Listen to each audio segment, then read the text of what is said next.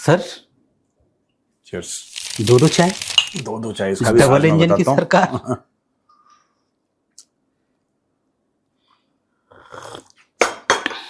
लोगों को पता चलना चाहिए कि कम म्यूजिक।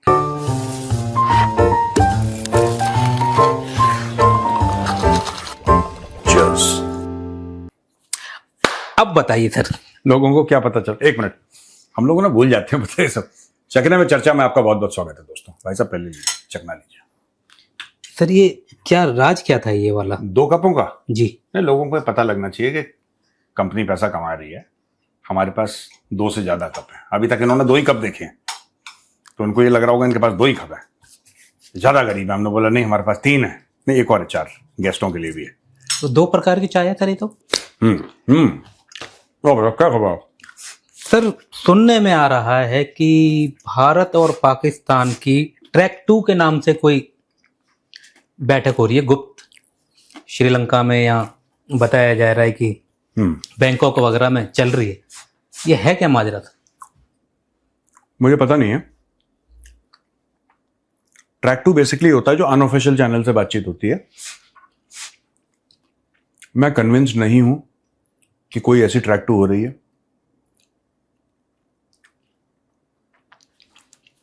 और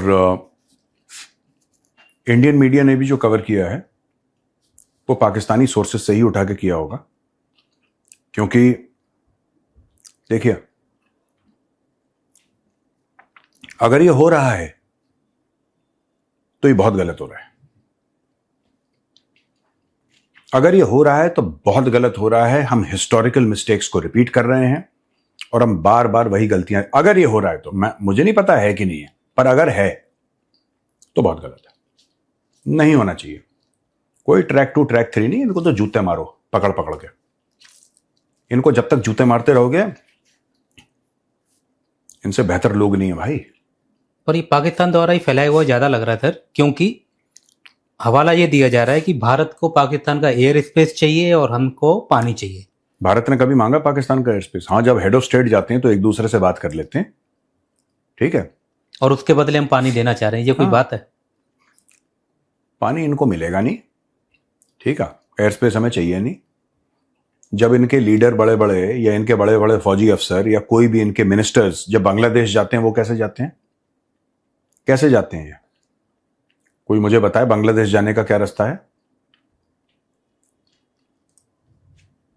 कल ये फ्लाइट चलाएंगे, कह रहे थे इनका बड़ा जोर शोर से आया था कि हम ढाका और इस्लामाबाद या कराची के बीच में फ्लाइट चलाएंगे। चलाओ, हम भी देखते हैं। इंडियन एयर स्पेस का इस्तेमाल छोड़ के तुम चलाओ जरा फ्लाइट्स, हमें भी पता लगे कितने पानी में है ये। 1 साल हो गई सर, वो ट्रेड डील हो रही थी इन दोनों के बीच में, दोनों भिखारियों के बीच में। देखो कहाँ गायब हो गए वो जहाज? बांग्लादेश की फिर भी इकोनॉमी ठीक है। बांग्लादेश की इकोनॉमी के फंडामेंटल्स ठीक है, और पॉलिटिकल इंस्टेबिलिटी है बांग्लादेश में। असली भिखारी तो पाकिस्तानी है। हम देंगे 5000 गंदुम, पता नहीं क्या ढंडुम ढमडुम जो भी देंगे, ये कुछ नहीं दिया इन्होंने। एक रुमाल नहीं देने की औकात इनकी। ये लोग थे जो सप्लाई कर रहे थे, कह रहे थे बांग्लादेश को हम चीनी देंगे, हम ये देंगे, हम वो देंगे, हम करके आज तक पाकिस्तान ने कभी किसी को दिया है कुछ? सिवाय जमीन के। हाँ, जमीन तो गिरवी रखते हैं ये लोग। तो ये जो ट्रैक 2 वाली बात है, मुझे लगता है कि एक र्यूमर फैलाया गया है, एक हवाबाजी ऐसी करवाई गई है। और भारत को कुछ नहीं चाहिए तुम्हारा एयर स्पेस यार, ठीक है। हमारे लिए थोड़ा लंबा पड़ता है, महंगा पड़ता है, हमारे पास पैसे हैं, हम पैसे खर्च कर लेंगे, कोई बात नहीं, कोई बात नहीं। इनको सबसे बड़ा शॉक कब लगा? इनको शॉक तब लगा सबसे बड़ा, जब कश्मीर से फ्लाइट शुरू हुई, इंटरनेशनल फ्लाइट्स डायरेक्टली हज के लिए। पाकिस्तान ने मना कर दिया, ठीक है, कि हम तो नहीं अलाउ कर सकते, ये अलाउ कर सकते, ये अलाउ नहीं कर सकते। और ये सब कब हुआ था? ये ऑपरेशन सिंदूर के पहले की बात है ना। मैंने क्या बोला? पाकिस्तानियों की एक फितरत है, और भारत में, मैं कभी ऐसे बात नहीं करता, लेकिन आज मैं बता रहा हूं, भारत में कम लोग होंगे जो पाकिस्तानियों को इतना बेहतर जानते हैं जितना मैं जानता हूं। इंडिया में कम लोग होंगे ऐसे, कुछ होंगे जो मुझसे ज्यादा जानते हैं, लेकिन कम है वो लोग। मैं तो बता रहा हूं, जब तक पाकिस्तान की गर्दन पे आपने यहां पे बूट रखा है, इनसे बेहतर, इनसे पाक, इनसे मेहमान नवाज कोई और कौम नहीं है। जहां आपने बूट हटाया वहां इन्होंने खेल करा। गए थे ना वाजपेयी जी लाहौर कि नहीं साहब, आप पाकिस्तान को तो मानते ही नहीं है, पाकिस्तान का जो क्रिएशन है आपने उसको एक्सेप्ट ही नहीं करा आज तक। मीनारे पाकिस्तान गए थे वाजपेयी जी। वाजपेयी जी मीनारे पाकिस्तान गए, जमाते इस्लामी ने गुलाब जल से उसको धोया था कि इसको पाक करना है, यहां पे काफिर आया था। तो भारत पाकिस्तान की दोस्ती का बहुत बड़ा मूवमेंट था वो, जो बस यात्रा लेके गए थे वो। हाँ। अब तक का मतलब लास्ट हाँ कोशिश। हाँ, तो एक बात मोदी जी ने भी कोशिश की, मोदी जी ने भी कोशिश की, मोदी जी को भी धोखा मिला। आपको पता है आईएसआई की टीम को बोला गया था कि आप पठानकोट आइए एयरबेस। ये सारी चीजें हो चुकी हैं। भारत कोशिश कर चुका है, इससे ज्यादा भारत को कोशिश करने की जरूरत नहीं है। आपको जितना एडजस्ट करना था इन पागलों के साथ आपने एडजस्ट कर लिया। अब जितना ठोकोगे उतना खुश रहोगे, ठीक है? जितना ठोकोगे। इनके साथ पॉलिसी ही अनरिस्ट्रेन्ड एग्रेशन की होनी चाहिए। अनरिस्ट्रेन्ड एग्रेशन। हमारी खुद की पॉलिसीज जो हैं बहुत ज्यादा कंट्रोल्ड हैं, मेजर्ड हैं। इनको ठोको। चुपचाप बैठे हैं, अभी कुछ नहीं हो रहा, अभी अभी मौका है। डाल दो एक आध 5 कोर हेडक्वार्टर कराची में, एक आध डाल दो। टाइम टाइम पर डोज देते रहना चाहिए, इनको ढीला छोड़ा। भाई आप घास काटते हो, आपके घर में लॉन है, आप घास काट रहे हो, इसमें घास की गलती तो नहीं है, लेकिन लॉन तभी सुंदर लगता है जब घास कटती है। पाकिस्तान की जो मिलिट्री एस्टेब्लिशमेंट है, the military establishment of Pakistan is a criminal enterprise. आप जब तक पाकिस्तानी मिलिट्री को पनिश करते रहेंगे, पनिश करते रहेंगे, पनिश करते रहेंगे, इनसे बेहतर कोई लोग नहीं है। एम्युनिशन बूट कहते हैं फौज में, उसमें 13 कीलें होती हैं नीचे। फौज में एम्युनिशन बूट पहनते हैं, 13 कीलें। वो 13 कीलों के साथ गर्दन पर रख दो पाकिस्तानी फौज के। गर्दन में से भी आवाज आनी चाहिए, ठक की एकदम, कड़क। जैसी बूट की आवाज आती है वो गर्दन में से आनी चाहिए। हाँ, उसके बाद इनसे बेहतर कोई नहीं है जब तक बूट है। तो फिर आप देखो, ये है बात। ये इन्हीं के द्वारा फैलाया गया लग रहा है सर। ये हर चीज, मुनीर को मारने की साजिश हो गई, हमने बोला कि हम हस्ती से मिटा देंगे इजराइल को। ये सब पागल के बच्चे लाहौर में बैठे, इनका यही काम है। और ये भी इन्हीं के द्वारा फैलाया गया था सर। वो पोल खुल रही है धीरे धीरे कि ना वहां से कुछ हुआ, और ये लोग भी कुछ नहीं कह रहे हैं, पर इन्होंने अपने वो पपलू छोड़ दिए कि तुम माहौल बनाइए। कि देखो, एक यूपी में एक वर्ड कहते हैं चीकटपना। आपको पता है चीकटपना मतलब? तुम जानते हो चीकटपना? नहीं जान रहे, ठीक है। मतलब चीकट उसको कहते हैं, बड़ा चीप टाइप का जो होता है ना आदमी। ये लखनऊ से कानपुर के बीच में कहा जाता होगा सर, ये पक्का, क्योंकि इसमें कुछ कानपुर का वो आ रहा है। हाँ, और वो कानपुर, लखनऊ, इलाहाबाद, वो एक ही बेल्ट है। तो ये चीकटपने पे उतर आते हैं लोग। इनका बड़ा हल्का मामला है इस मुल्क का, पाकिस्तानियों का ना बहुत हल्का मामला है। They are featherweight. अपना फायदा देखना, दूसरे के साथ धोखाधड़ी करना, गद्दारी करना, ये सब। Actual father of the nation कौन है पाकिस्तान का? जिन्ना थोड़ा ना है। Actual father of the nation Mir Jafar है। He is the real father of the nation. तभी उसका डीएनए फैला है पूरा पाकिस्तानी फौज में। ये आपस में भी एक दूसरे को मीर जाफर की औलाद वगैरह बोलते रहते हैं। तो सही तो कह रहे हैं, गलत क्या कह रहे हैं? वही तो मैं कह रहा हूं।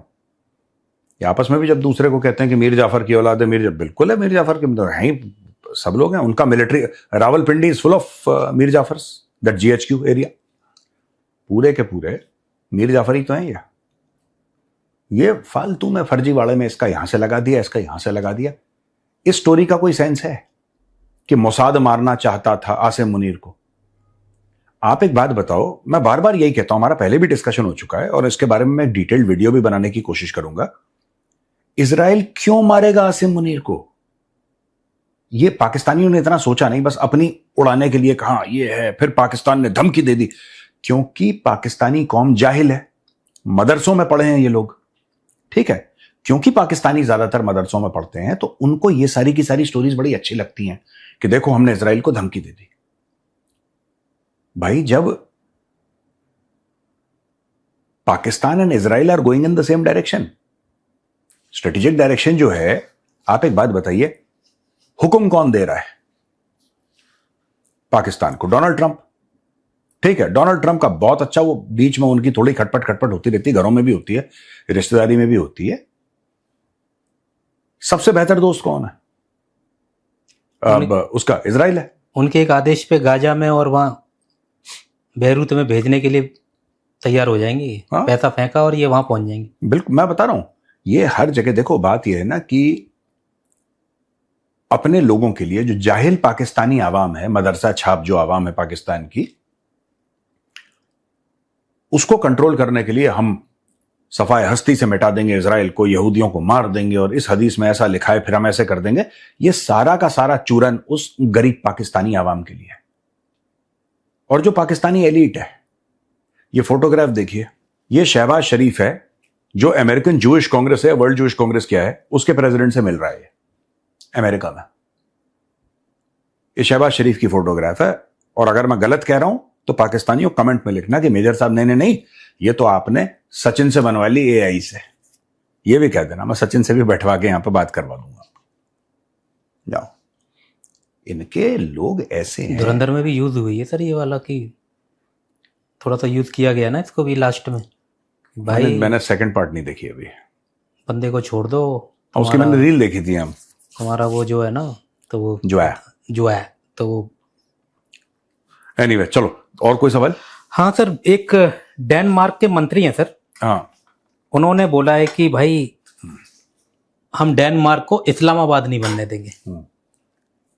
तो बुर्का वगैरह पे तो पहले से ही बैन था वहां पे। अब जो अजान वगैरह होती हैं या लाउड स्पीकर बजते हैं, उसके ऊपर कानून ला रहे हैं या प्रतिबंध लगाने की योजना हो रही है। और डेनमार्क में ज़्यादा भी नहीं है, 5% ही हैं। पर वो सर क्या कर रहे हैं उससे मतलब नहीं है, पर उनका बोलने का जो तरीका है कि इस्लामाबाद नहीं बनने देंगे, तो वो और भी तो नाम ले सकता था। तेहरान नहीं बनने दूंगा, या बगदाद नहीं बनने दूंगा, यूएई नहीं बनने दूंगा, दुबई नहीं बनने दूंगा, ढाका नहीं बनने दूंगा। इस्लामाबाद को ही क्यों पिन किया? मैं आपको बात बताता हूं, किसी भी देश में, वेस्टर्न कंट्रीज में, जहां पे मुस्लिम्स जाते हैं, ठीक है, आपको एक पैटर्न दिखाई देगा। UAE, Saudi, Qatar, Kuwait, Oman, Bahrain, आपको इनके लोग गलत काम में मुलविज नहीं दिखेंगे। आपको नहीं दिखेंगे। कोई प्रीचर वीचर हो गया, रेडिकल, वो अलग बात है, ज्यादातर आपको लोग नहीं मिलेंगे। आपको गंद करते हुए कौन दिखेंगे? पाकिस्तानी, बांग्लादेशी, ठीक है, ये कुछ आपको दिख जाएंगे मोरक्को शरोक्को के, सोमालिया के, ये आपको बहुत दिख जाएंगे उल्टे सीधे काम करते हुए। You will never see. Arabs के साथ यह है कि या तो पूरा ही कांड करते हैं वो, फिर बड़े वाला, ये सब हरकतों में आपको नहीं मिलेंगे। You will not see a man from Abu Dhabi doing nonsense. जिनको यूरोपियंस रिलीजियस प्रॉब्लम समझ रहे हैं, that is also geographical problem. जो यूरोप कर रहा है उसकी मर्जी, जो डेनमार्क कर रहा है उसकी मर्जी। We are nobody to tell them कि तुम सही कर रहे हो गलत कर रहे हो। बट आप कभी नहीं देखोगे कुवैत का एक शेख है, उसने कोई हल्की चीज करी। ये पाकिस्तानियों, आपने पूछा ना इस्लामाबाद क्यों, ये पाकिस्तानियों के पासपोर्ट के साथ कि बेटा तुम जाओगे तो तुम हल्की हरकत करना वहां पर। और हल्की हरकत वो नहीं कि मतलब जिसको आप और मैं हल्की समझते हैं कि गंद मचा दिया, पैकेट फेंक दिया कहीं पे, हल्ला गुल्ला कर दिया, नहीं। ग्रूमिंग गैंग्स बनाएंगे, है ना। वो जो आप कहते रहते हैं सर कि ये अपना देश इसलिए छोड़ते हैं कुछ बेहतरी के लिए, कोई भी पाकिस्तानी भी या कोई भी, ये वहां जाके भी फिर वो पाकिस्तान वाली हरकतें नहीं छोड़ दे। ये उसको देखो, ये लंदन पहुंचे लाहौर से, इनका एम ये नहीं है कि हम लंदन इसलिए गए हैं क्योंकि हमें बेहतर जिंदगी चाहिए। इनका एम यह है कि लाहौर को भी पहले लंदन बनाओ। ठीक है, एक कटोरी में खीर है और एक कटोरी में मिट्टी है। अगर आप एक चम्मच खीर लोगे और आप मिट्टी में डालोगे, आप फिर भी खीर खा सकते हो, लेकिन आप एक चम्मच मिट्टी लोगे और उसको खीर में डालोगे तो आप खीर नहीं खा सकते। बस मैं इतना ही कहना चाहता हूं। तो यूरोप जो है सही दिशा में जा रहा है अगर धीरे धीरे सुधार करता है तो। देखिए, मैं वही कह रहा हूं ना, यूरोप अच्छा कर रहा है बुरा कर रहा है, यूरोप जाने। कोई ऐसी चीज नहीं होनी चाहिए जिससे दूसरे को प्रॉब्लम हो। आपको, आप किसी भी धर्म के हो, आपको जिस देश में जा रहे हैं आपको उस कल्चर में घुलना मिलना पड़ेगा। आप अपना भी कल्चर सेलिब्रेट करिए, वो लोग मना थोड़ा ना कर रहे हैं, राइट? आप जाके वहां पे सेलिब्रेट करिए अपना कल्चर भी, लेकिन उनका कल्चर भी लेने की कोशिश करिए। आप ये नहीं कह सकते कि हम यहां से गए हैं वहां और फिर वहां पे घेराबंदी करके अपने से ही मैं बिल्कुल कुरकुर करके और वहां पे, वो दैट डज नॉट वर्क। और ये मैंने बहुत पहले भी बोला था कि राइट विंग गवर्नमेंट्स ना पूरे यूरोप में अब ऐसा मूड बन रहा है। आपको यूके में भी दिखाई देगा, 3-4 साल रुक जाओ फिर यूके में देखो। ब्रेग्जिट के बाद तो वैसे ही इतना अनसर्टन हो गया है यूके का मामला। प्रधानमंत्री ऐसे आ जा रहे हैं जैसे पता नहीं पाकिस्तानी क्रिकेट टीम के बैट्समैन होते हैं ना, कुछ नहीं पता, 4 बॉल खेल के आउट, उस तरीके के तो प्रधानमंत्री बदल रहे हैं। तो भाई ब्रेग्जिट के बाद ज्यादा हो गया यूके में, लेकिन आप ये देखेंगे rise of the right wing across Europe. Tommy Robinson है यूके में, वो खड़ा हो गया वहां पर, लाखों की भीड़ उसके साथ चलती है जब वो चलता है तो। Millions March with Tommy Robinson. सब लोग अपने, जॉर्जिया मेलोनी क्या है, वो हार्डकोर राइट विंगर है। पोलैंड वाला जो है वो क्या है। तो आप देखेंगे अलग अलग देशों में अलग अलग, और ये बहुत जल्दी देखने को मिल सकता है यूरोप में से। ये हो रहा है, ये आपके मेरे सामने अभी हो रहा है, ये आगे नहीं होगा। ये पिछले 2-3 साल से इसने तेजी पकड़ ली है। और जो यूरोप को हल्का लेते हैं, मैं उनको एक बात कहना चाहता हूं, फिर we'll move to the next question. आप देखते हैं ना कि पिक्चर पोस्ट कार्ड परफेक्ट, और कैफे हैं वहां पे, बड़ी अच्छी लाइफ है, बच्चा पैदा हुआ तो डॉलर उसको पाउंड दे दिए, यूरो दे दिए, फिर ये कर दिया, स्टेट ने बेहतरीन हॉस्पिटल्स। कोई भी अगर 85 साल पहले चला जाएगा, 90 साल पहले चला जाएगा, और या फिर 1914, 1915 टू 1917 उस इलाके में, उस समय में, माफ करना, चला जाएगा, तो आपको पता लग जाएगा कि यूरोप का इतिहास कितना खूनी है। ये लोग जो आज आपको दहशतगर्द मानते हैं अपने मन में, मतलब बहुत ज्यादा आक्रामक बनने की कोशिश करते हैं ना ये लोग सर, जिहाद के नाम पे। इनको पता नहीं है कि यूरोप कैसा रहा है। यूरोप बहुत खराब रहा है, बहुत खराब रहा है। मतलब कि इतना मारकाट इन्होंने मचाई है, इतनी मारकाट मचाई है कि मारकाट मचाते मचाते मचाते थक गए। इन्होंने इतनी मारकाट मचाई है, करोड़ों लोग निपट गए। अगर आप पहले लेंगे तो यूरोप का एक बहुत ब्लैक पास्ट रहा है, तो अब उससे हटने के लिए यूरोपियंस ज्यादा एडजस्टिंग हो गए, क्योंकि उनको एहसास है कि यार हमसे गलत हो गया। लेकिन किसी को एक गलतफहमी नहीं होनी चाहिए कि यूरोप के अंदर आज भी वो अंडर करंट्स हैं which can turn violent very fast. ये जो पूरा फसाड है ना, पिक्चर परफेक्ट कैफेज हैं और लोग ब्रेकफास्ट कर रहे हैं और लंच में ये भी चल रहा है और साथ में वाइन भी चल रही है, और फिर ये बहुत बढ़िया take care of your mental health, और वर्क लाइफ बैलेंस हो रहा है, और फ्राइडे को 4 बजे निकल जा रहे हैं, फिर फोन नहीं उठा रहे। ये जो चीजें अट्रैक्ट करती हैं लोगों को, और ये सच भी हैं, इसमें कोई गलत नहीं है, this is the truth. But the fact of the matter is that Europe के अभी भी आज की तारीख में भी जो अंडर करंट्स हैं, दोज आर वेरी अगली। संभाले नहीं संभलेगा जिस दिन यूरोप में फिर से वो मूवमेंट आ गई। उसी मूवमेंट की एक एक्सट्रीम पैदाइश जो थी, उसका नाम एडोल्फ हिटलर था। और लोग कहते हैं कि एडोल्फ हिटलर ने यहूदियों को मारा, जो कि सच है। That is the truth, that is the absolute truth. Adolf Hitler was, and the Nazi regime was responsible for the loss, for the killing of millions of Jews, but they were also responsible for the killing of millions of Russians, hundreds of thousands of British. सबको मारा। Italy में Mussolini था, सबको मारा। बड़े खतरनाक खतरनाक लोग हुआ करते थे यार, बहुत डेंजरस लोग थे, इविल पीपल, प्योर इविल। और वो जो इविल है आज की तारीख में भी यूरोप के कहीं पे सबटेरेनियन, जमीन के नीचे दबाया हुआ, जिसको कहते हैं ना, वो है। वो किसी दिन फड़फड़ाएगा, किसी के संभाले नहीं संभलेगा वो, ये बात है। एक और ले लेते हैं सर। हाँ शोएब अख्तर जो हैं, हाँ, जो है हाँ, पाकिस्तान के फास्ट बॉलर, उनके भाई का जनाजा था सर, तो उसमें जो लोग शामिल होते हैं, उसमें कुछ लश्कर ए तोयबा के लोग भी शामिल हुए। शोएब अख्तर का भाई भी है कोई, मुझे नहीं पता था।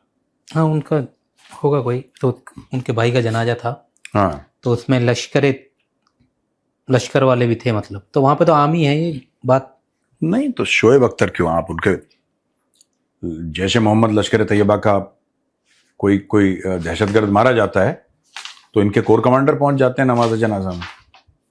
देखिए आप महेंद्र, आप जो है ना, और मैं, हम लोग जो इंडियंस हैं, हम लोग लश्कर और जैश को गलत समझते हैं। पाकिस्तानियों के लिए हीरो हैं वो, पाकिस्तानियों के लिए लश्कर और जैश वाले हीरो हैं, उनके लिए ओसामा बिन लादेन हीरो है।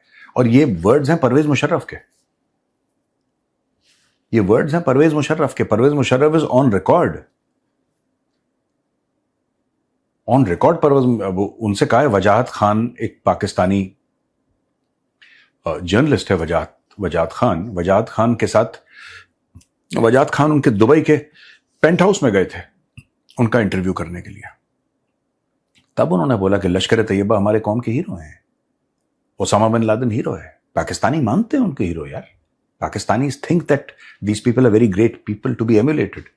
ऑपरेशन सिंदूर में सर फौज खड़ी हुई थी हाथ बांध के उनके जनाजों में, शोक सभा में, जो बहुत थूथू हुई उसको लेके। यार थूथू इंडिया में हुई, आप नहीं समझ रहे। यही तो हम लोग, मैं इसलिए कह रहा हूं कि हम लोग पाकिस्तानियों को अपने लेंस से देखते हैं। वो लोग नॉर्मल नहीं है, जैसे दुनिया भर में लोग नॉर्मल होते हैं ना, अब नॉर्मल लोग हैं। देखो होता यह है कि आप कहते हैं कि ये लश्कर तैयबा ने भारत में या कुछ एक बम फोड़ दिया या 26/11 कर दिया, इतने लोग मारे गए, राइट? आपको बुरा लगा कि आपके मुल्क में ऐसा हुआ है, कई लोग रोए, ऐसे बिल्कुल दिल में एक भारीपन तो आता ही यार कि ये क्या हो गया। पाकिस्तान में सेलिब्रेट करा लोगों ने क्योंकि उनको अच्छा लगता है, क्योंकि काफिर मारे गए, it's good according to them. Pakistan में सेलिब्रेशन हुआ है। पाकिस्तान, आप जिसको दहशतगर्द समझते हैं वो उनके हीरो हैं। जब फर्क इतना बड़ा होगा ना, this gap cannot be bridged. Coming back to your original point कि ट्रैक 2, ये मुझे नहीं पता ट्रैक 2 सही है गलत है, मतलब इसका होना फैक्चुअली हो रहा है कि नहीं हो रहा, मैं उसकी बात कर रहा हूं।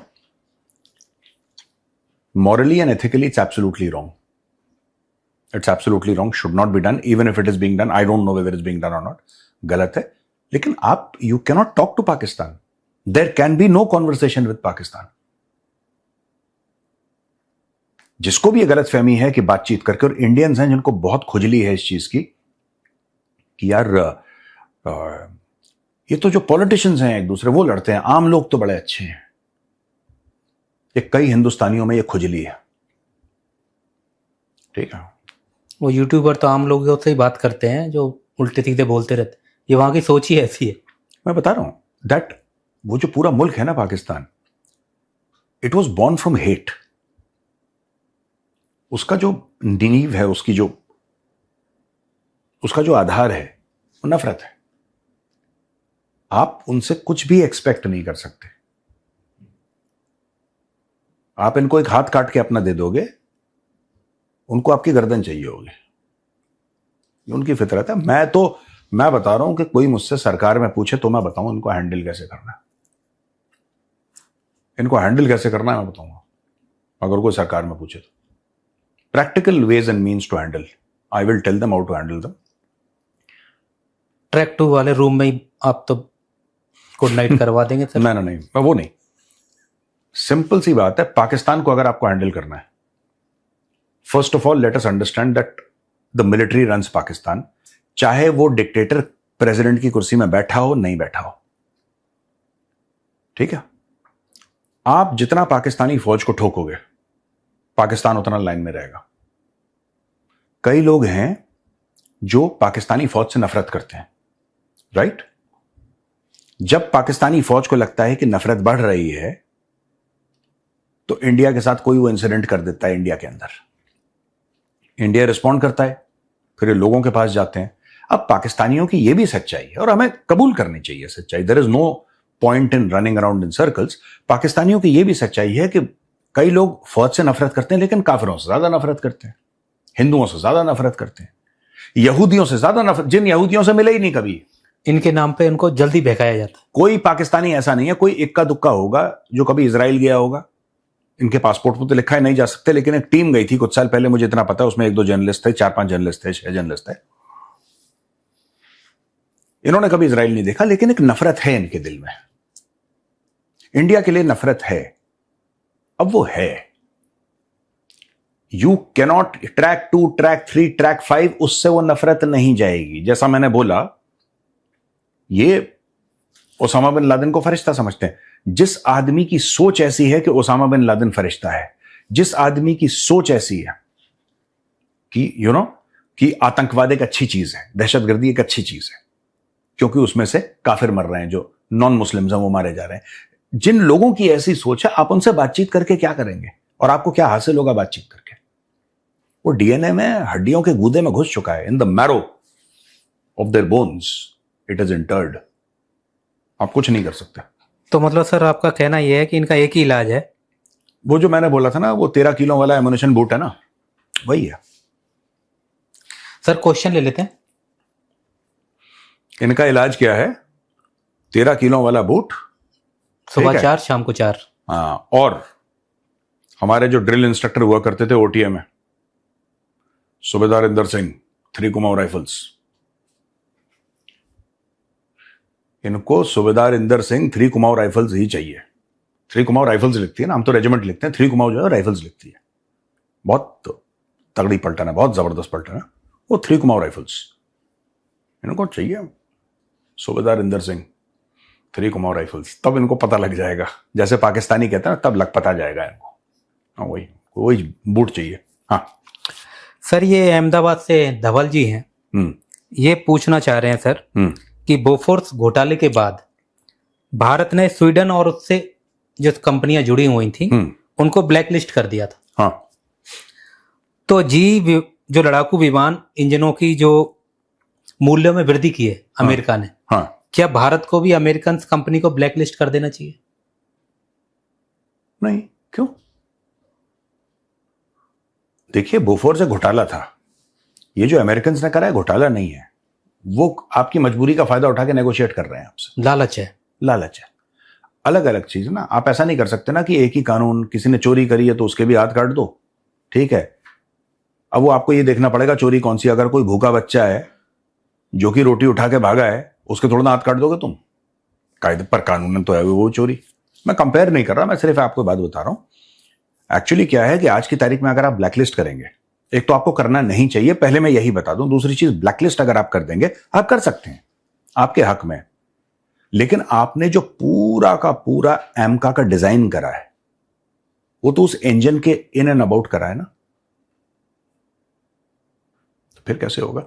मैं रिक्वेस्ट करूंगा एडिटर साहब से कि कल का जो मैंने बताया था इसके बारे में, या कल, या मैंने आई थिंक परसों कभी मैंने वो पूरा बताया था इसके बारे में ना, जो अमेरिका ने बोला है कि 3 गुना, तो वो जरा लिंक डाल दीजिए डिस्क्रिप्शन में, तो लोग क्लिक करके देख लेंगे तो थोड़ा सा क्लैरिटी आ जाएगी। जी, और बताइए। अगला क्वेश्चन जो है विराज जी हैं, ये हैं सर गुजरात से। हाँ। ये कह रहे हैं सर कि यूएई और भारत के बीच जो रक्षा समझौता हुआ है, हाँ, क्या इसकी वजह से भारत और अमेरिका के संबंधों में कड़वाहट आई है? नहीं, हमारा उसका माल वहां लगा हुआ था अमेरिका का, और वो भारत से लेना चाह रहा है। नहीं, देखिए, किसी देश को बुरा नहीं लगता। हमारा रक्षा समझौता जो है वो अलग है, हमारा जॉइंट मैन्युफैक्चरिंग का है, रिसर्च एंड डेवलपमेंट का है, इंटेलिजेंस शेयरिंग का है। हमारा जो समझौता है यूएई के साथ वो बिल्कुल अलग है। UAE is a sovereign country, UAE कहीं से भी कुछ खरीदे। कड़वाहट जो यूएस और इंडिया के रिलेशनशिप में आई है, उसके लिए एक ही शख्स रिस्पॉन्सिबल है और उसका नाम है डोनाल्ड ट्रंप। अमेरिका के साथ पहले भी हमारे इख्तलाफात रह चुके हैं, पर वो हर समय एमिकेबली सॉर्ट आउट हो गए थे। डोनाल्ड ट्रंप की वजह से बहुत चीजें बिगड़ गई हैं। ये हो गया जो है सर, आज तो बस। चलो ठीक है, सवाल और जवाब खत्म हुए। चलो ठीक है, राम राम भैया। राम राम।